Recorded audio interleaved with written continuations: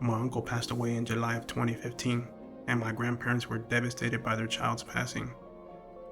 A few months later, my grandfather approached me and asked if he could talk to me, and I replied, "Sure thing." As we walked through the hallway leading to his bedroom, I was eager to see what my grandfather had to say since he does not approach me like that often. As he began to speak, I noticed the expression on his face. I saw fear. The story I'm about to tell is from his point of view. Last night around 1 a.m., your grandmother and I were watching television, and we heard a bunch of noises in the backyard. We found it strange, so I went into the bedroom and grabbed my handgun and the flashlight to search the area. Before I exited the back door, I turned the backyard light on, and I didn't see anything suspicious nearby. The light did not illuminate the backyard completely, so I finally exited the back door for further investigation. I walked the full perimeter of the fence, and I did not notice anything suspicious until I reached a corner in a dark area of the fence line. I saw a man standing there, and I yelled, "I'm armed, and the police are on the way." The man slowly approached forward, and the moonlight illuminated him enough so I could make out his face and clothes. He was nicely dressed and well-groomed. I could not understand how he ended up in my backyard because there was no signs of damage to my fence, and my fence door is always kept locked. The man looked at me with a sinister smile and said, "Hello, how are you doing tonight?" At this moment, I strangely felt no fear anymore, and his energy felt positive for some odd reason.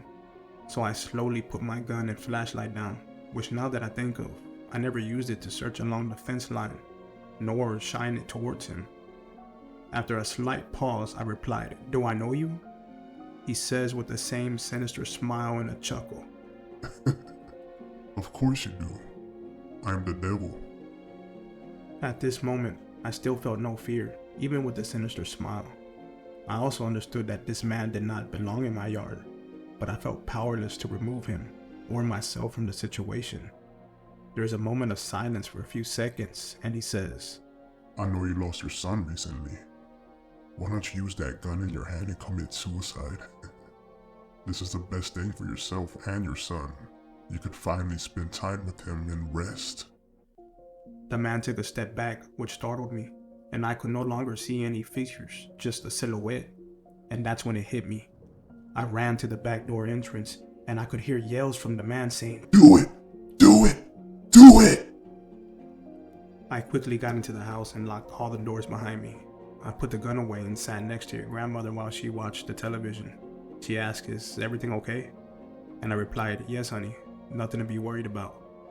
I didn't want to worry her, so I decided to keep the story to myself. I still needed time to process the situation and try to wrap my head around what really happened. It was just so strange. As my grandfather finished telling me his story, I felt the tingles in my spine, crawling up and down like a group of spiders feasting on their meal. I was in fear, and not only because of his story alone, but the way he told it to me.